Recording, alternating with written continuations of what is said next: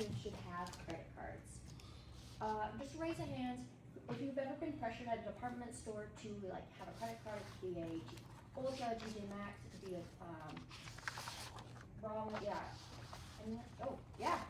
This just proves how easy it is for anybody, no matter the financial stress or financial ability, to just acquire a credit card. Anybody, especially college students. Okay, so I'm gonna go through the table of contents real quick.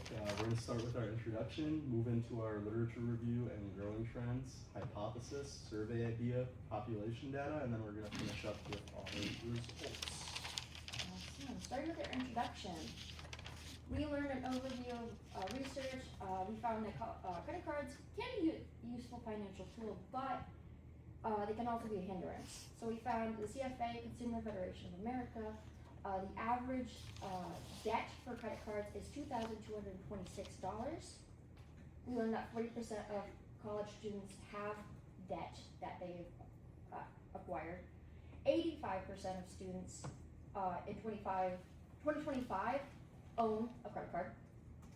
And then we learned that 28% have a balance over $2,000. Going into our literature review, we have one major question. How does credit card use contribute to financial stress of college students? That is what we're covering today. So we found that research in the past have covered that.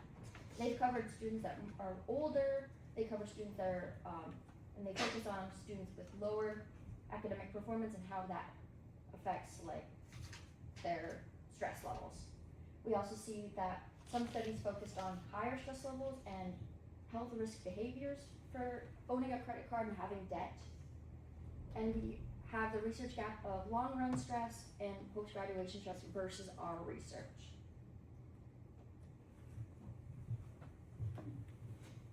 So I'm going to talk a little bit about growing trends, but before that I'm going to ask you a quick question. From high pressure, medium pressure, low pressure, no pressure at all, can you show me any thumbs of do you avoid using or use your credit card in a grocery line? I personally feel high pressure in that circumstance when I'm standing in a grocery line and I decide to use my credit card, and am I going to be worrying about paying that off for the next couple months, or do I just use my debit card and splurge? So 3,280. Now that's a pretty big number to think about when you're paying that off. Students in 2024 carry on average that amount in credit card debt. As more students rely on their credit while balancing tuition, bills, and everyday expenses, that question of asking, is this going to help my credit or harm my credit, becomes an everyday circumstance. So a couple statistics that I found. 85% of college students that own a credit card, and 90% increase in credit card ownership from 2013 to 2020, and then 10% decrease in credit card debt paid in full from 2015 to 2020. So 9 out of 10 students actually own a credit card, but fewer are paying them off in full. In just 3 years, students' credit card ownership has jumped from 57 to 85%, while full credit card repayment dropped by 10%. This shows that the more access students have to their actual credit cards may be overpowering their financial knowledge, creating long-term debt and financial stress before graduation even happens. Now, talking about our hypothesis. Our first hypothesis, we landed on this because credit cards can solve short-term problems, but they can also create stress over repayment, interest, and future debt. And then we expected that owning multiple credit cards would make debt harder to manage. Students have to keep track of multiple balances, payment dates, and interest rates all at one time. Okay, so I'm going to be moving into our survey idea really briefly. So to start, we're going to get into our survey objectives. We outlined 3 different survey objectives for this survey. Our first survey objective was to measure the percent of college students who say credit cards cause them everyday financial stress. Our second survey objective was to examine the link between credit card behaviors and stress levels. And our third survey objective was to evaluate the relationship between self-reported credit card debt, or self-reported credit card literacy, and overall financial stress. Now I'm going to move into some sampling methods we employed for our questions. We used the Likert scale for questions about stress and debt ratings and questions about credit score comfort. We used open-ended for personal finance stress, questions about personal habits, questions about credit card habits, and we used binary for yes or no credit card questions and minimum payment use. Alright, I'm going to be talking to you a little bit about the population data of our survey. So before we can get into the results, we have to analyze and define the population which we are studying. So to do that, we had 3 different questions that we asked our respondents. The first one being, are you currently enrolled in university or an undergraduate program? And the options were yes and no. And if they answered no, we were unable to use them in our survey because both hypotheses have to do with the financial stress of college students.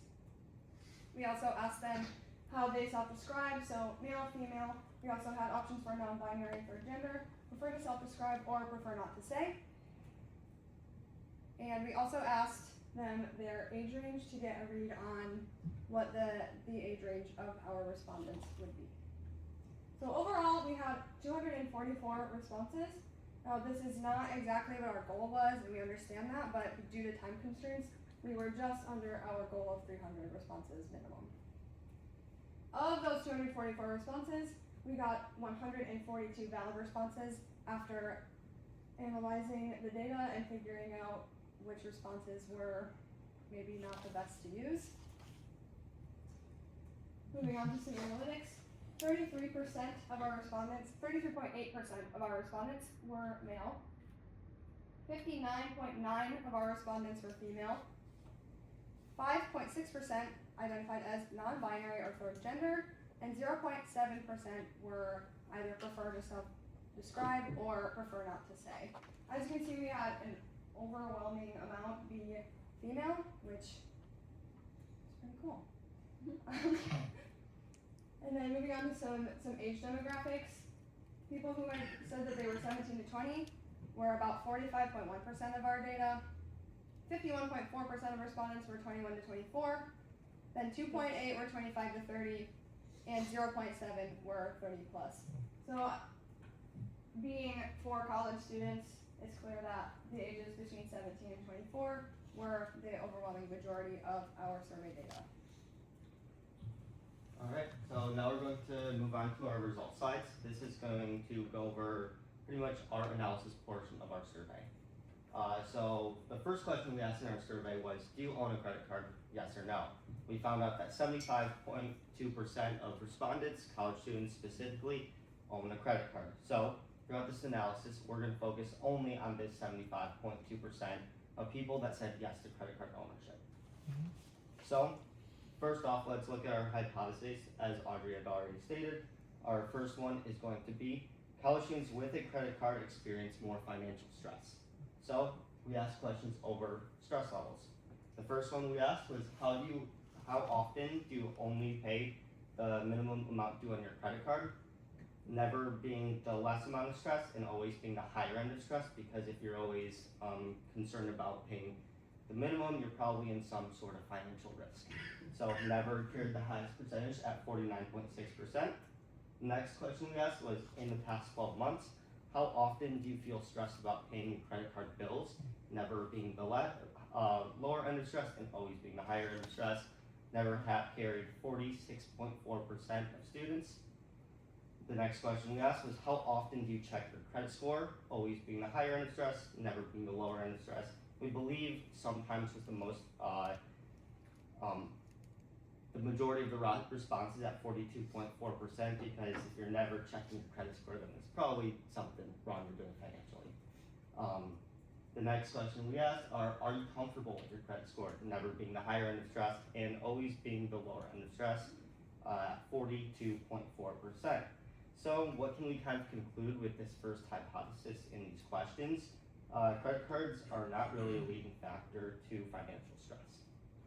So let's look at our second hypothesis. Once again, the number of credit cards a student owns decreases debt management abilities. This question here responds to credit card manageability based on the amount of credit cards owned. The amount of credit cards owned in our question when we asked people how many cards they owned, quantity of 1 carried 77.6%, a quantity of 2 carried 17.6%, a quantity of 3 carried 3.2, 4 at 0.8, and 5 or more at 0.8. Those 0.8 responses were only one response each. And so respondents with 1 or more credit cards responded with high manageability, as on the graph here, 1 is going to be high students who feel comfortable and manageable with their credit card debt, and 10 is going to be at the low, where people feel like their credit card debt is unmanageable. So the 4.8 responses here are 6 responses each, and then at the top here we have less stress levels at 24.8%, 31.2%, and 12%. So once again, our hypothesis number 2 proving to be a little off. So we're going to look at also our independent sample tests. Our t-test is going to respond to our first hypothesis regarding stress levels. The independent variable was credit card ownership, yes or no. The dependent variable was the overall stress level. And this t-test showed significance at less than 0.001 p-value, ensuring reliability in our test. The other independent sample test that we did was the regression analysis. This is going to respond to our second hypothesis once again. And the independent variable was the number of credit cards owned, and the dependent variable was the respondent's ability to manage their credit card debt. This regression analysis once again showed a less than 0.001 p-value, ensuring a relationship between the two variables. Okay, so as Connor just went through our results, it's clear to draw a conclusion based on what we found that both of our hypotheses were false. Our results in the survey showed contradictory evidence to what we initially had believed in our hypotheses. And yeah, with that, I am going to carry us into questions and our conclusion. Thank you.